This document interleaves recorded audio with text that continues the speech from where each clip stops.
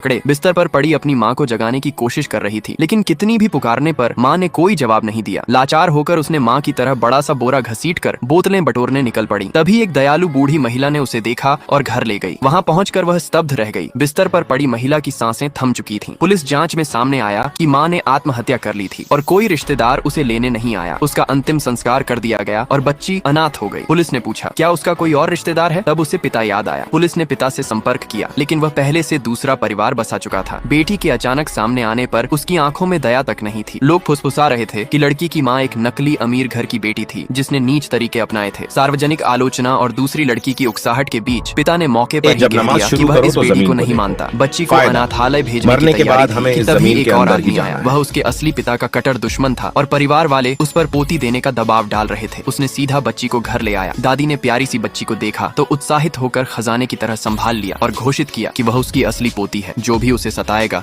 उसकी खाल उधेड़ दी जाएगी। लेकिन सीईओ ठंडा ही रहा और कह दिया कि उसने इस बेटी को मारने का इरादा नहीं किया था। यह सुनकर बच्ची की आंखों से आंसू गिर पड़े। फिर भी उसने उसका बचाव किया कि वह अच्छे इंसान है। इसी बीच परिवार की कंपनी पर संकट आया। मुख्य तकनीक चोरी हो गई। बच्ची ने अपनी गुप्त क्षमता का इस्तेमाल किया जिसके बारे में कोई नहीं जानता था। वह पौधों और जानवरों से बात कर सकती थी। पिल्ले ने बताया कि उसका छोटा चाचा यह हल कर सकता है। छोटा चाचा कभी मेडिकल जीनियस था, लेकिन 3 साल पहले हादसे में पैरों का इस्तेमाल खो चुका था और अवसाद में डूबा हमेशा मौत के बारे में सोचता था। जब बच्ची पहुंची वह सचमुच अपनी जान देने वाला था। उसने छोटे से शरीर से उसे कसकर पकड़ा और रोते हुए कहा कि अगर उसने माँ को उस दिन पकड़ कर रखा होता तो माँ नहीं जाती। माँ को खोने का सारा पछतावा उसने चाचा को बचाने में डाल दिया। पौधों से उसे पता चला कि छोटा चाचा पैसों का बहुत प्रेमी है। तब वह बोरा घसीटे हुए शहर में बोतलें बटोरती रही और पूरे दिन की मेहनत के कुछ सिक्के उसे दिए ताकि वह खुश हो जाए। जिंदगी से उम्मीद छोड़ चुका आदमी टूट गया और समझा कि वह अब इतना स्वार्थी नहीं रह सकता। उसने बच्ची से उंगली मिलाकर वादा किया कि अब कभी मौत नहीं ढूंढेगा। छोटा चाचा नई दवा के शोध में लग गया, ठान कर